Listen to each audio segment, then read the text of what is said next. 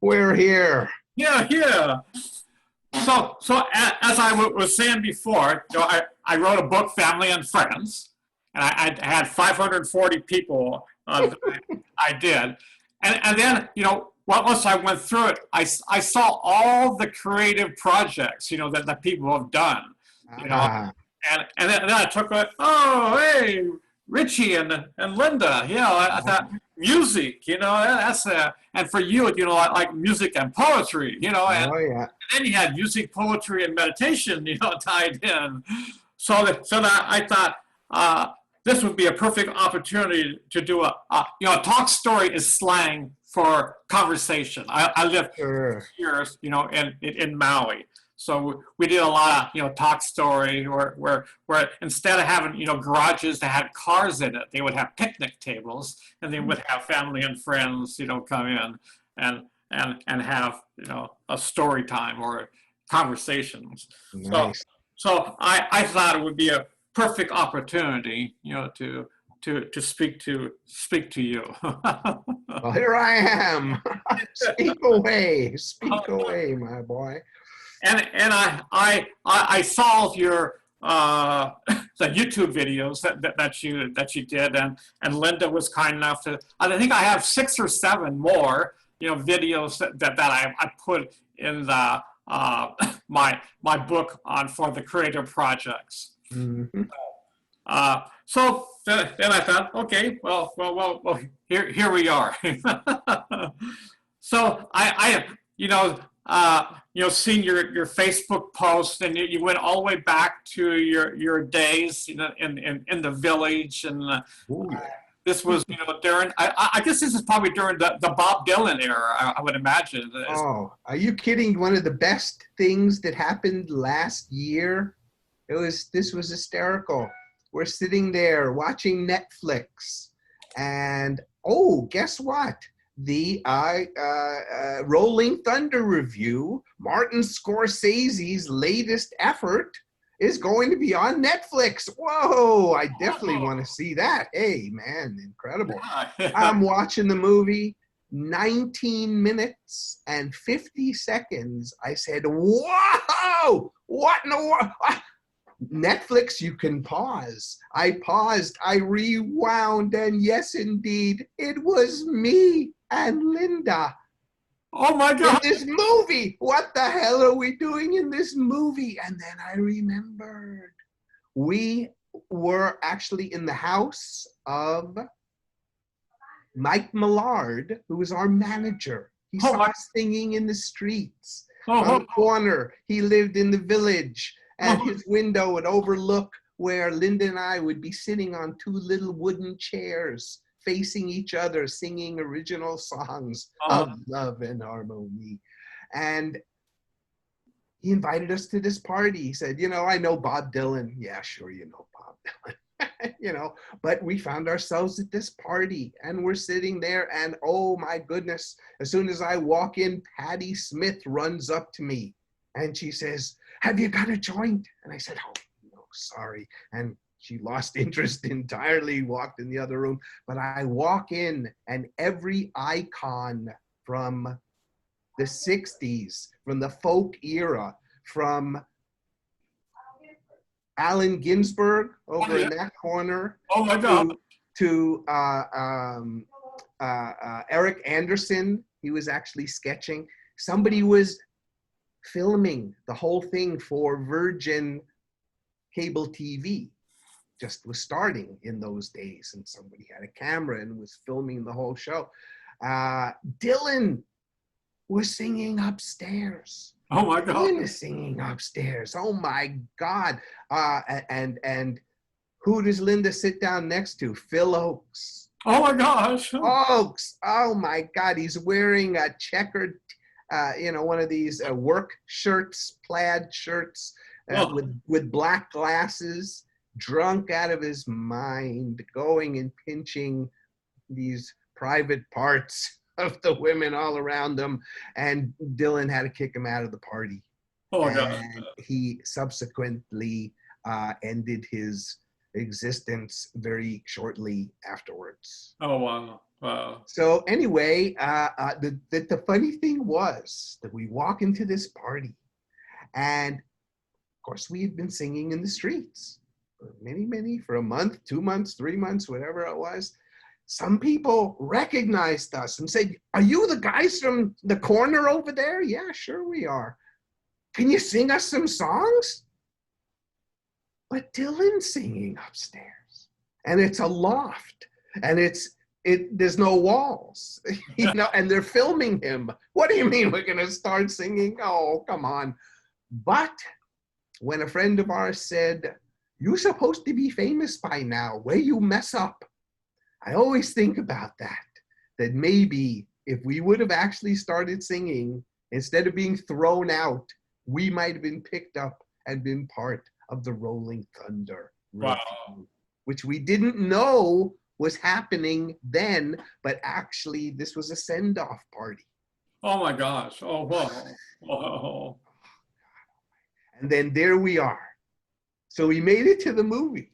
Martin Scorsese decided that it was important that I was in there for all of 3.5 seconds with a light shining right on me. And I took a still picture of it.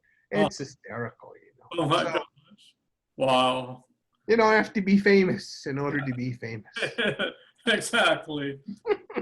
So that, what year was that, more or less? 60? That was last year. 70, 73, Oh, maybe? 73, okay. 74, probably. Okay. And is that right before you met Prem Maraji? Oh, my goodness. Marashi was 72. Oh, 72. Okay, 72. Okay. Ooh. Okay, because my brother and I were in New York for a short time in Yeah. 72 to 73, and then I lived there for 3 years. In the that's where I really knew both of you when I lived in New York City. Sure. Yeah.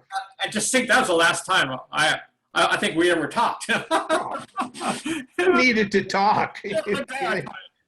We just smiled, that secret smile at each other, and that's all we needed to say.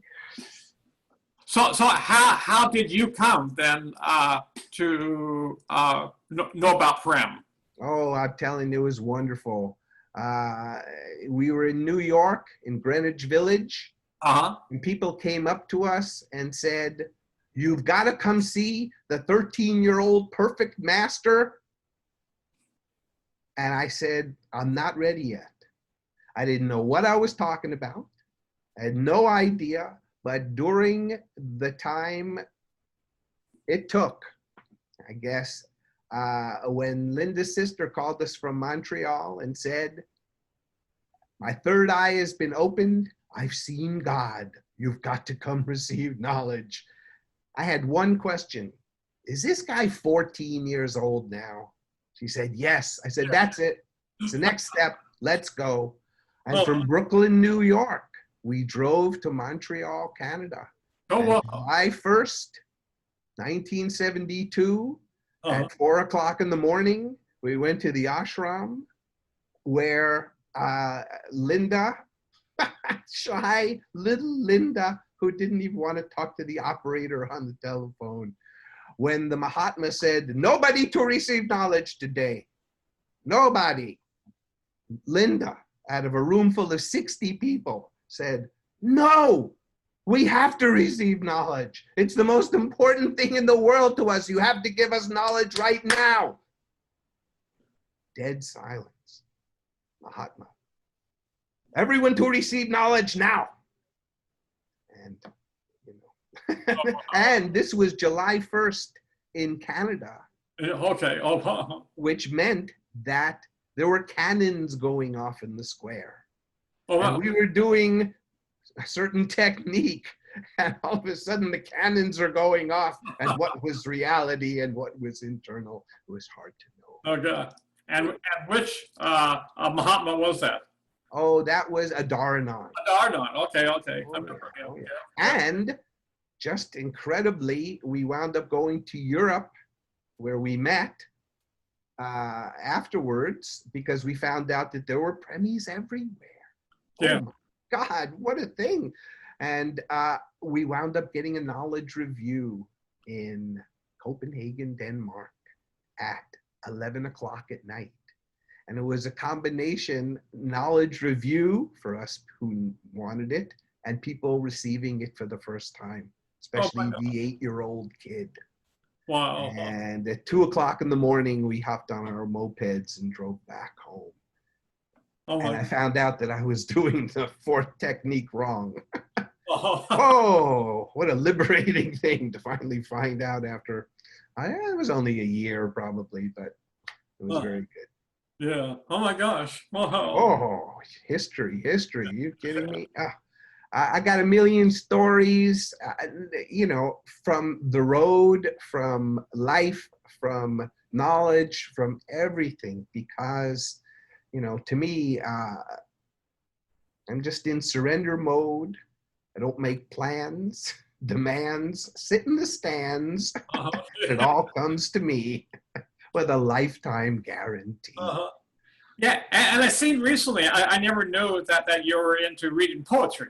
So I Oh my goodness. you did that. During the COVID, Yeah. I Uh-huh. sat down and every single day for approximately a little over 100 days, I wrote 100 poems. Oh my gosh. Oh wow. Wow. 100 poems every single day was something else. A lot of times it was greatly influenced by Mr. Prem, Uh-huh. Yeah. especially when he gives out a title like Love Like There's No Tomorrow. Uh-huh. You Yeah. kidding me? You're kidding me? I had to write that one down. And the Uh, thing that's great is I know that it's the muse that takes the clues and uses them. mhm. Yeah. Yeah. Because I got nothing to do with it. My job's just to step to the side, Uh-huh. Yeah. get it out. Because, like I said in the last poem that comes through, if I had to conceive of doing 100 poems in 100 days, you're out of your mind. There's no way that it could ever happen. Uh, But I just step out of the way. And then I started doing my artwork oh wow. Oh wow. and doing a whole other level of artwork. I've been doing artwork for 10 years now. Uh-huh. And basically, I sat down and started doing a whole other level of the same kind of thing, And I decided, let's put this together with that. And I've been lucky enough, because of the wonderful computer, that I've taken all of my creativity and I've organized it. Here's all the poems, here's the videos, here is the artwork, Uh-huh. here's the artwork from the first year, here's the artwork from the last year, here's the artwork that's the black and white, here's the artwork that's the color, here's this, here's that, here's that. And I've been putting them together. And what I sent you is number 21 Oh of a wow. 23-part series Uh-huh. where each thing is a couple of poems and pictures. Uh-huh. And that's it, except when I get to 20, I put in music. Okay. Okay. Uh-huh. And the first 10 are black and white, and then I do color. And Uh-huh. what is it? I'm making little home movies Yeah. Yeah. that Yeah. you Yeah. can put out on YouTube, and they're all under 10 minutes. Uh-huh. And Wow. it's been a hell of a project, Uh-huh. But it's like at a certain point when I turned 60, I realized that if I never write down the absolutely amazingly miraculous life that I have had with Linda and our career and music and everything like this, Mm-hmm. I would be remiss. Mm-hmm. I had to sit down and see what I could remember. And the key unlocked when all of a sudden I sat down and I started writing in the third person. He and she and Mm-hmm. they. Oh All wow. of a sudden, I wasn't talking about me, I was talking about him. Mm-hmm. And Yeah. I knew everything about him. And Uh-huh. I knew why he did what he did. And I knew what happened because of it. Uh-huh. Yeah. And it just unblocked for 6 weeks. I wrote 775 single space pages. Oh my gosh. Oh wow. And that only covered up to 60. I Uh-huh. was probably around 65 when I was writing it. So there's just been so much creativity. You know, I have a whole table full of show and tell. Here's my album. Here's my children's album. Here's my children's book.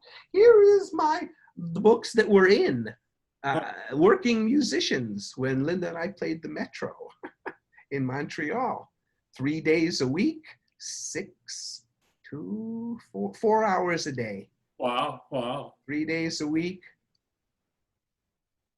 We're able to plug in our little sound system and play for the Metro coming in on rubber wheels. Uh-huh. You know, there's a million stories. And so at a certain point, 10 years later, I was able to look at the pages that I wrote and say, you know what?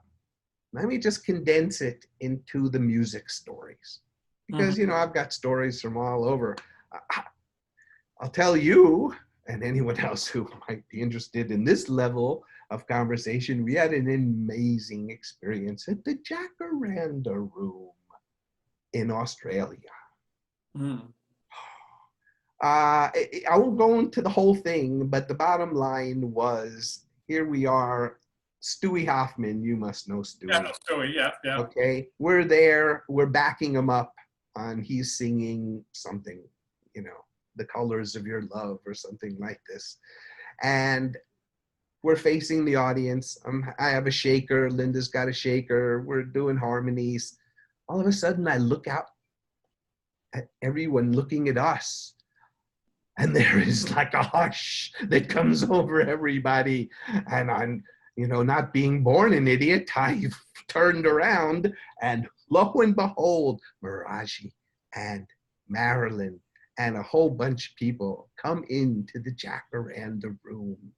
And our friend Allison comes up with the menu. Woo, would you like some? Would you like to sit down? And she says, no, I just want to stay here. Do you know, well, anyway, a friend of ours took a picture. Oh, wow. An immortal picture you weren't supposed to take, but there's Raji, there's Marilyn, there's me, there's Linda, there's 3 or 4 more of our friends. Our friend Scotty on the drums was blocked out by somebody's big fat head that wasn't supposed to be there. But everyone else was in the picture, and it was totally amazing. Linda had her eyes closed, feeling it, and just picturing Raji's face, you know. I had to poke her in the ribs. He's here, he's here. You know? And that's it. She stopped looking at the audience. She kept her eyes open. She just turned this way, and everyone else disappeared. And we were told at a certain point he left, and he walked into another part of the Jacaranda Room. He came back, and he sat, and he stood for another 5 minutes, 10 minutes, something like this, you know. And we heard tell that he said that, yeah, I checked out the other rooms, but I liked the vibe in the front room so much better. I had to go back. Oh my gosh! Oh, wow! And of course, we were told that he had never before and never since went to the Jacaranda Room. Oh my gosh! Wow! Wow! I mean, he had Daya's restaurant. Yeah. This is where he would show up and people would know, but so, you know, a little bit of feeling special, you know. Yeah, yeah. Oh, you should. Oh, definitely. Oh my gosh. Well, thanks for sharing that story. Wow, wow. So, you know, but that's a story that, you know, is not for everybody. Mm-hmm. You know, Yeah. so at a certain point, I took my book and I shrunk it down, and now it's Tales of Woe, WHOA. Okay. Whoa! That's a good one. Wow! And it's one miracle after another. You know why? Because I let it be a miracle. Yeah. Instead of planning it and micromanaging it down to the finest detail, I let it go and watch everything I wanted be just put in front of me in a way that was so much better than anything I could have created. And it's been that way with my whole creative process. Songs. Yeah. songs, poems, art, it's all channeled.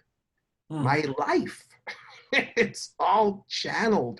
And of course, in my early days, I bumped into people like Jane Roberts and Seth. You ever heard about them? Yep, yeah. Uh-huh. And because I bumped into Seth, what stayed with me is the reality that you create your reality by the thoughts you think and the beliefs that you hold. Yep. Oh, yeah. And if you can make yourself subtler than what you think about, then you can find peace. Mm-hmm. You Yeah. know? Oh, And at 16 years old, I understood this. yeah. And I would talk to everybody about not what they thought about, but what they thought about what they thought about. Mm-hmm. You know what I mean? Take them into their third person. Mm-hmm. You know? Yeah. And you know, it took a while for even Mr. Prem to talk about these things. Mm-hmm. Oh, But now yep. Yep. Mm-hmm. we all know. That's part of the picture. Isn't it? Oh, come on. It has to be. The mind is so devious. Yeah. And if we don't have any grasp on peace, Mm-hmm. then we believe everything it says. Mm-hmm. Yeah. Look at the world today, right? I mean, we have a liar in leading the country, and people want to believe everything he says. Exactly. Yeah. But, you know, I have to give him, do I have to give him credit? I never was interested in the news before. Mm-hmm. And now with him in I realized the only reason I watched the news was to bump into something that got him out of office. Mm-hmm. And I would always hope that the next newscast would say something that would say, he's out, hallelujah. You know, never happened. Yeah. Never happened. And you know, I don't want to, you know, like politics is not peace. No. Nobody is going to bring peace. So to me, you know what I did? I actually, for the first time in 15 seasons, I auditioned for America's Got Talent. Oh, wow. Whoa. Because this season, they gave a golden buzzer to a spoken word artist. Oh, wow. Oh, wow. They never even had a spoken word artist in 15 seasons. Wow. I figure it's time for me. Yeah. I gave them a thing I did called I'm Not Old, and I ain't quite dead yet. Oh, wow. You know? and hopefully I will stand for all the old people. Yeah. Yeah. Old people, you know, Uh-huh. and see if that can, you know, and then open them up to other levels. Not even talking about music, not even talking about the art, not talking about anything, but to introduce the idea that you're more than you think you are, Mm-hmm. and understand your thinking, and that will label your limitation, because we don't have to be limited. Yeah. What are we thinking about that convinces us to be limited? It's ridiculous. And that's what each one of these poems are about. Wow. Oh. You know, like that one's called Expectations. Expectations equal unfulfilled realizations. Mm-hmm. Yeah. Really. Yeah, that's true. You know. Yeah. And so now I've just been trying to complete a project where I take the thing that's been incredible about these songs is that they're full of potent quotes. Mm-hmm. So I decided what a wonderful project would be to have the words of this wonderful potent quote scroll while I recited it, and then have some artwork. Oh, wow. Oh, wow. Afterwards. Yeah. And my brother-in-law, Alan, in Canada, is my instrumentalist. Mm-hmm. So my challenge to him is to come up with 25 segues of about 20 to 30 seconds each. Mhm. So that when the art is showing, you got a little bit of music that's playing Yeah. until Okay. the next spoken word piece that's scrolling. Oh, wow. So, I would, is anybody interested? Nobody. uh, Absolutely nobody. But it could be in 1 second, as soon as anybody is interested, yeah. I've got 50 years worth. 50 years Wow. worth. I Wow. mean, I've got songs that was written in 72 and they're just as valid today. Yeah. Yeah. Oh, so it's been a thrill to be basically, a product of my muse and a product of being able to reside in a place that has nothing to do with the mind. Yeah. Right. Because unless you know that place of peace, it's all a theory, Yeah. it's a concept, it's a philosophy. Know it, live it, breathe it, trust it, live it. Hmm. And every day is a wonder because who know, every day I say, what am I supposed to do today? I don't have a job. I Yeah. don't work. In fact, it's so funny. I was at one of these new age expos at a table for Raji, and right next to my table was this clairvoyant lady from England. She must have been around 79 years old. And oh my God, there are lines waiting to pay her $10 for her reading. And then they'd hug afterwards. And she was just like completely right on. She had a big poster of how famous she was, and she appeared here and there. Meanwhile, all of a sudden, there's nobody in front of her. And she turns to me and she says, "Oh, hello, dear. How are you? Where are you from?" And tongue greatly in cheek, I turn to her and I say, "Arcturus." And she looks at me and she looks at me, she takes out her pendulum and starts to go like this. And then she seems to kind of ask another question. It goes around and around. And she says, "You are from Arcturus." "I am too."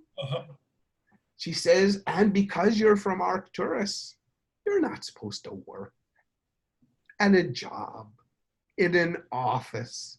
You're supposed to be a channel for this pure Arcturian energy that has to do with consciousness." Oh, So I greatly appreciated that one from out of nowhere. But throughout my entire life, I was told that I am supposed to have a great destiny. Okay. But when I was 40, someone told me it was going to happen in my late 50s. Well, I'm about 70 now, and I've got all the pieces. I've got all the pieces, all the songs, all the poems, all the art. It's all, you know, I have it all. What's that word? Anyway, it's all condensed. It's all here. It's all available. You know, uh, so many things. Look at this. Look at this thing. This is my children's book. oh my gosh. Whoa. Look at this. My friend Gary from Toronto is my illustrator. Look Wow. at this. Oh my God. Look at this. Oh, whoa. Look at this. Oh Whoa. my God. He's so Whoa. wonderful. And that's Callie the caterpillar's greatest adventure, of course. Callie Huh. learns that he can fly if he just lets go of what's holding him to the earth. And then there's Seymour's winter leaves. Oh my gosh. Look at Seymour. Seymour's Oh, winter leaves. Seymour is a shy tree who oh, every winter, when he loses his leaves, oh, he blushes all winter long. And oh, then he's miserable all winter long until someone suggests, what about winter leaves? oh, And then the problems really begin.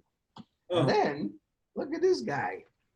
Woo! This is an example of some of my artwork. oh, hey, I love that. There's a million faces in here. You Yeah. see, Wow. that's why to me, it's not just art, it's a meditation. Yeah. It's Yeah. a willingness to let go into absolutely nothing, like a Jerry Seinfeld episode, and just surrender to looking at all the different faces that are in there. Yeah. Wow. That's I mean, beautiful. really. And I've got over 200 pieces of this. It's hysterical. And of course, here is, oops, oh no. Anyway, this is our Tales of Love and Magic, Uh-huh. spoken word and song. This is all the stuff that we've produced over the years.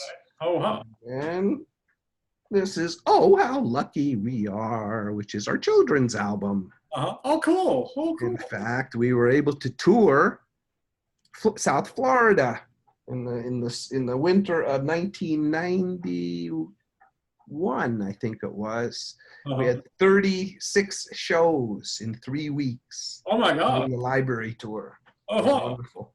Here's book we are in, the chapter when we played the Metro. This is Working Musicians, Uh-huh. right over here. And this also because Linda and I, when we met, we became pen pals for 2 years. Oh gosh. He was from Montreal, I was from Brooklyn, Uh-huh. and I wrote and she wrote back, and we kept all of our letters. And Oh, so Chris Reeves' wife, Dana Reeves, uh-huh. wrote this book. She got the idea that I bet you there was a lot of people who had long distance relationships, Mm-hmm. and they got together through letter writing. Yeah. That'd be something, Yeah. and also email to make it more current. And Yeah. so we found this in a Montreal Senior Times. She was asking for submissions, Oh, and we submitted. And of course, we had each had our own stack of letters that we had kept from each other for 2 years. And we got a call from her representative, talked to us on the phone, interviewed us, and we found ourselves as the longest chapter in this book, Love Letters of a Lifetime, oh my gosh. Romance in America. Uh-huh. So, for people who nobody knows, in fact, one time I turned to Linda in Toronto, where we were doing 41 shows for the summer, Mm-hmm. all booked by Linda, kids and seniors. Wow. Oh. Unbelievable. I turned to her, I said, you know what? We may be the most highest paid musicians in town, and nobody knows who we are. Mm-hmm. We can go to the shopping mall. We can go to the restaurant. We can live our life completely under the radar and still make $200 for 45 minutes. Mm-hmm. Yeah. Yeah. Huh. Are you kidding me? Playing these songs that from the 20s, Oh. and wouldn't even do any original songs. Didn't need to. I do some poems, mostly by Edgar Guest. Hmm. You ever hear of him? No, I never have. No. Oh, Edgar Guest. I got so impressed by Edgar Guest, who was the poet laureate of Chicago back in the early 1900s. Oh, wow. Okay. He would come out with a poem a day. Hmm. And one of his poems was, It Couldn't Be Done. Somebody said that it couldn't be done. But he, with a chuckle, replied that maybe it couldn't. But he would be one who wouldn't say so till he tried. So he buckled right in with a bit of a grin on his face. If he worried, he hid it. He started a grin as he tackled the thing that couldn't be done. And he did it. And then it goes on.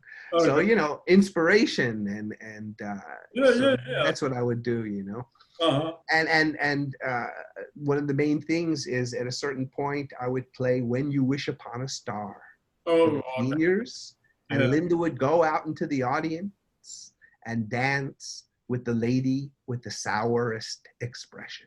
Oh, God. Oh, wow. Wow. Wow. Oh yes, oh I'm sure that yes. would turn them around. Oh, my God. Oh yes. Wow. And at a certain point we'd give out bangy things and Uh-huh. have them shake along to Jamaica Farewell or something like this. Yeah, yeah. So, and we did this for 30 years. Wow. Wow. 30 years self-perpetuated by Linda just calling the same people over and over again. And of course, at a certain point, we realized if we knew all the holiday songs, we could play for every holiday. Yeah. Oh, One of wow. the most interesting gigs was for seniors. It was a combination Purim and St. Patty's Day show. Oh, And we could do it all oh, because it was about celebrating. And we were there to celebrate. yeah. Oh, Wow. and you know, and it continues. But what I realize is that, especially with the music and the songs, it's the words, it's the Mhm. message. Yeah. Yeah.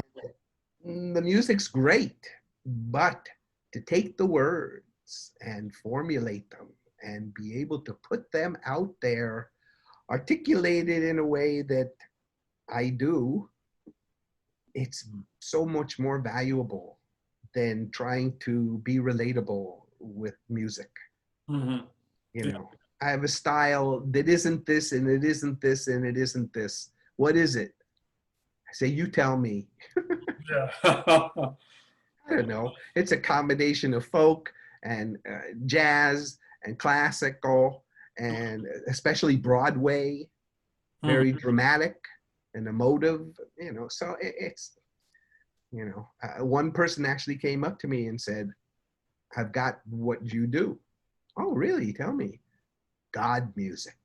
Yeah. Yeah. I like it. Yeah. Yeah, that's it. I think that, yeah, that's a good one right there, isn't I it? like it. Yeah, yeah, yeah. Yeah. Yeah.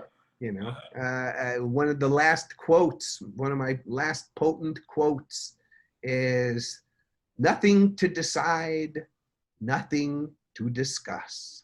Thank God, breathing is not up to us. Oh gosh. Yeah. Oh my gosh. Yeah. Really. Oh gosh. That's it, you know. Wow. And then, of course, another one is God knows, but he's not telling. Oh yeah. Oh, yeah. I saw that. Yeah. I saw that today. Yeah. That was such a good one. Yeah. So I got a million of them. You Yeah. know, I got 50 years Yeah. worth of this stuff. You know, and I'm not a salesman. Mhm. I'm not a pusher. I'm not a marketer. I'm not anything except one little voice that happens to be shouting out in the wilderness.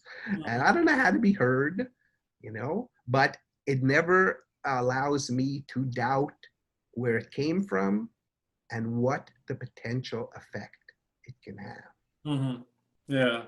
I'm not dead, and so there's still possibility of everything coming to the forefront. I'm Mhm. ready. Yeah. I'm ready. Wow. Wow.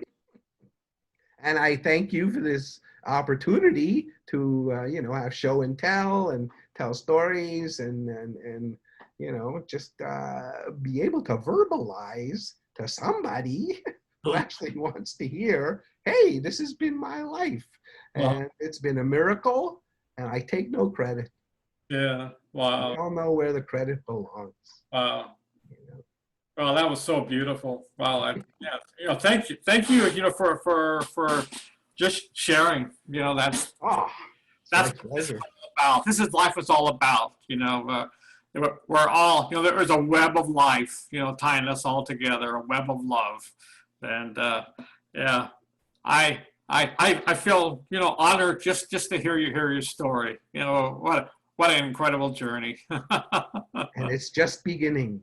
Oh, Like exactly. when I wrote my biography, I instead of writing the end, I wrote the beginning. Yeah, It goes on, you yeah, know.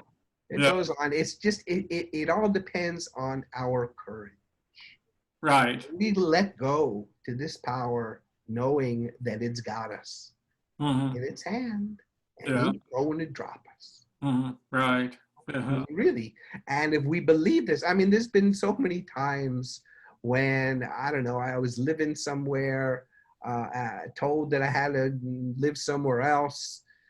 All of a sudden, I thought I had a place. And then with 3 days to go before I had to leave, no, the place fell through. Uh-oh, what do? Do you freak out? Do you what's my plan B? What am I going to? No, you breathe and you say, okay, what do you got in store for me? Yeah, yeah. Let's see what happens. And what wound up happening is I wound up calling Stuart Hoffman, who in that moment was at the Point Doom Club, and he was rehearsing for the people who would go to the residence every Christmas to carol the family. Oh, wow. Wow. And Okay. he'd been doing this for 10 years, 15 years, who the hell knows how many. But they had just gotten together to rehearse. They were using the clubhouse. And who was there but Sue?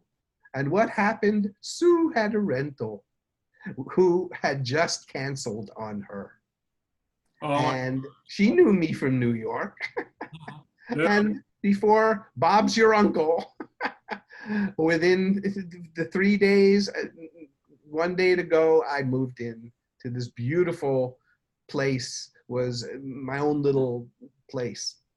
I can't describe it. It had a kitchen, had a bathroom, it had one big bed. There was a bedroom, and it was mine. And it had my own door and own lock. And her place was over there, but I was over here. You know, it was just wonderful.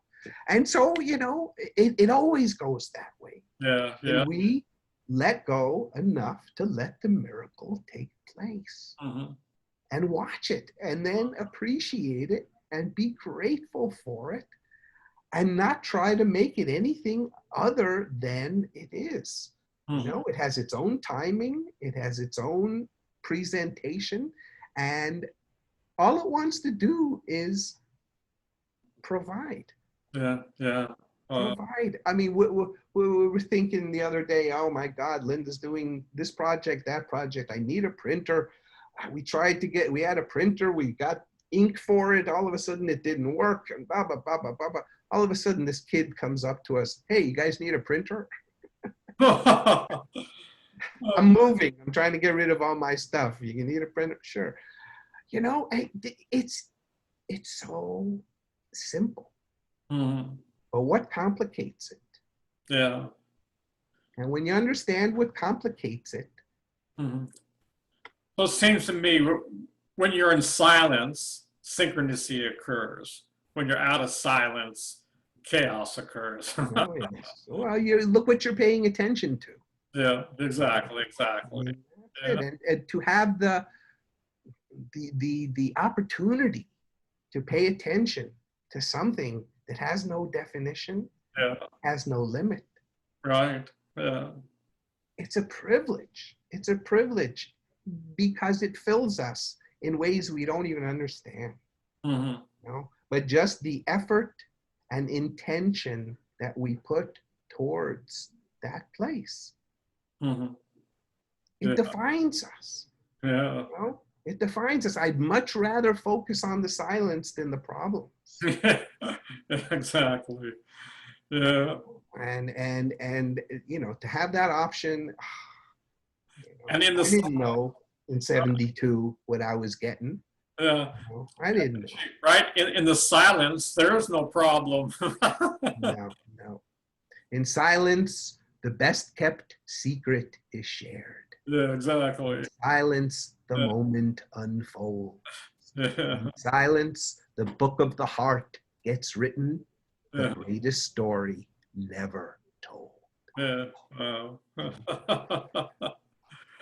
You know, I remember sitting on a little folding chair waiting for the program to start, you know, in Miami, who knows what year, and all of a sudden, in silence, oh my God, I took up my pen and paper, and you know, that's how I would usually write. The title would hit me. I carried the title Deeper Love for about a month and a half before I sat down and let it come out. Yeah, wow.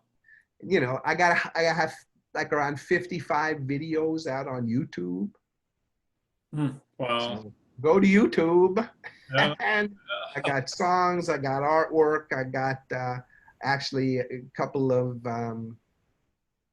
spoken word pieces. You know, we were at a program in LA, and the The phrase that came out of that program was "Peace is cheap, No. Wow. war is not." Yeah. Wow. So I was at a party after that, and Fuzby came up to me. He says, "So, are you going to write Peace is cheap?" I said, okay. Uh-huh. Lo and behold, I wrote Peace is cheap. I mean, I didn't write it. And actually, that next year, I think they put me on the Peace channel. You know, when the David Gilly was doing his Peace Oh yeah, Day yeah, thing, the yeah. beginning, I Yeah. got a chance to give him a video of me doing Pieces Cheap, and they ran that for a Oh couple of wow. days. Oh, cool. Oh, But you know, I still labor largely unknown. Yeah. You know, and I'm ready to change it, and I would love to see getting on this America's Got Talent. Yeah. That. Oh yeah. You Wow. know, now everybody there wants to win. I hmm don't want to win. I hmm want to inform. Yeah. I want to spread a vibration. You Oh, know, I want to. I want to grab you by your attention, mhm. shake up your common senses, Yeah. Yeah. watch me lower your defenses. hmm Lend me your reason, your rhyme, and your logical mind. I'll uh show you wonders in no uh time. You know, oh God, you know, it goes on. It goes on and on. It's a little disturbing. I haven't picked up the guitar in about 2 months, 3 months. hmm It's all about spoken word and the art these days. Yeah. You know, it's there. I keep cutting my nails in hope that I'm going to play the guitar today. Doesn't happen, but you know, Yeah. there's a time for everything and a time for every purpose under heaven. I wrote that too. Oh wow. Oh, Wow. I didn't write that. that's the Bible. Sorry, I can't take credit for that Oh. one. All right. All right. Hey, well, once again, I think we've used up our half hour. yeah. Well, yeah. So what happens next? What do you do with this? What I'm going to do now, I'm going to put this on YouTube, and then I Okay. also put in this in my book on family and friends. So, Yeah. in the future, you know, I'm going to update my family and friends book and put this conversation on it. There you go. So I'm kind of like you. I don't know how to market. You know, that's All right. yeah. Obscurity has found a I friend. do this all for my own. Of course. Well, but in the last, you know, we're on somewhat similar lines. In the last 5 years, I've written about 80 different CDs, you know, of my poems. I've written 25 books in the last five years, and for me, it's kind of like a Tibetan prayer wheel, you know. So you know, basically, you know, they don't. When they do the prayer wheels, they don't say, "Look at me, look at me, look at me." You know, they're doing prayers to uplift humanity, whether people know they're doing it or not.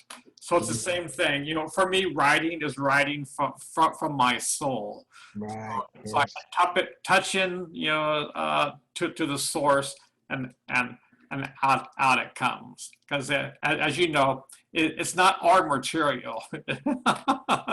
It's material that comes from the infinite source within. So You got it. yeah. Oh, got it. That's the story. You know, you mentioned the Tibetan Book of the Dead. Yeah. Back in the day, my God, 1973 in London, England, in the Divine Times, they gave a quote from the Tibetan Book of the Dead. And I was so taken by it that I turned it into a song. Oh wow. Okay. Oh wow. And it's a meditation, you know, but it's just a couple of lines is, "Oh, nobly born, listen carefully. The radiant energy from the source, from which comes all living forms, shoots out a light so brilliant, you'll scarcely be able to look at it. Do Okay. not be frightened. This is source energy. radiating for countless eons, manifesting different forms. You can become aware of the wave structure. Everything dissolves in energy Oh vibrations. my God. Look closely and you'll tune in on the vibratory dance of energy. There are no longer things in people, but only direct flow of energy.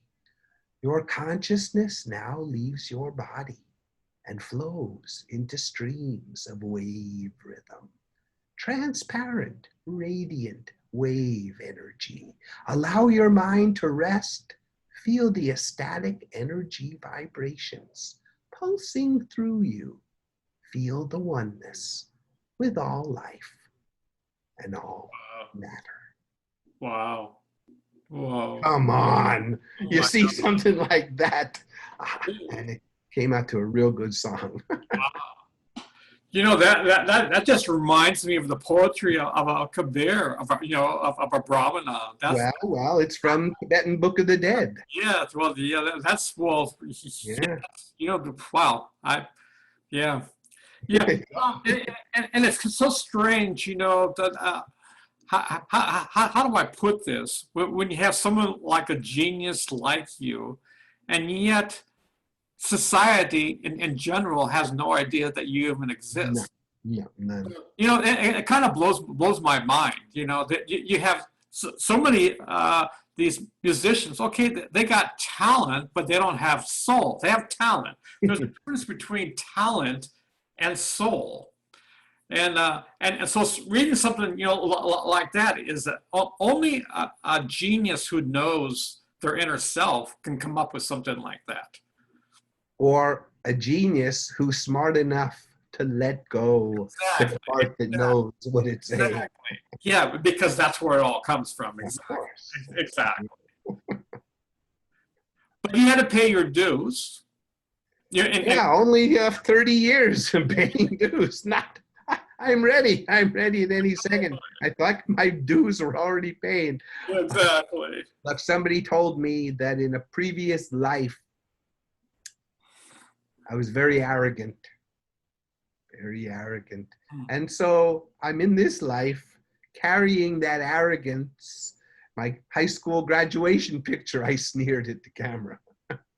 But I carried that, and because of that arrogance, the recognition, I don't crave it. I would appreciate it. Yeah. That's why it isn't happening. Not that it won't happen, but as humble as I can be before the light will shine on me. Mm-hmm. Because to have the light shine on you and not be fooled into thinking that you have something to do with it all and get confused by all of this. Yeah, exactly. Yeah. So I would hope that by the time I reach 70 years of age, I will have enough mellowness to be able to bring this message. Mm-hmm. Yeah. What's it about? It's all about peace. It's all about peace of mind. And what is the mind? Mm-hmm. If people had an understanding of what, it's like I tell people, you don't know what the mind is? Okay? Quick little experiment. I want you to be quiet for 20 seconds. I want you to not have one thought in your head for 20 seconds. Okay? Okay, go. And I tell you what, before we go, I'll tell you what's going to happen. The first thing that's going to happen is your mind's going to say, 20 seconds, that's a breeze. I can do that, no problem. I can be quiet for 20 seconds. He thinks I can't be quiet for 20. Meanwhile, 10 seconds have gone by and you haven't been quiet. But what's the mind? The mind is the thing that was not quiet.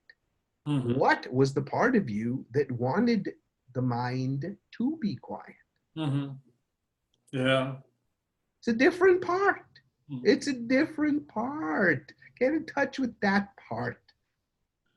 I recently saw a thing for the first time that kind of described the difference between mind and consciousness. Was there's this one Indian lady. She was a disciple of Ramakrishna, and she gave a talk recently on YouTube. And what I liked about it, she says, imagine, okay, you have the mind and it's chattering.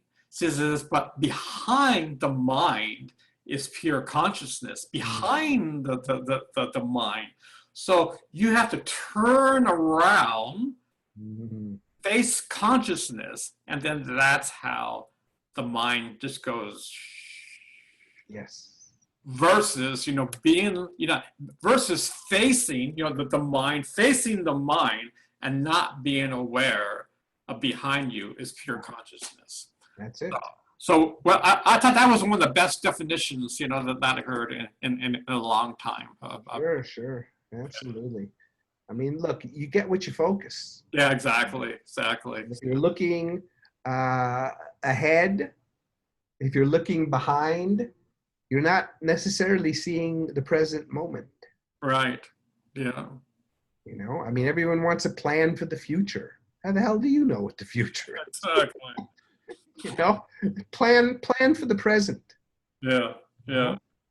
Plan to be focused in what's real rather than the fear and all of this stuff. So see, to me, this is the meat and potatoes, the tofu and vegetables of my life, because if people understand the basicness, ABC-ness of what consciousness is, what are you conscious of?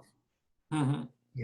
I mean, what's your perspective of yourself as a human being?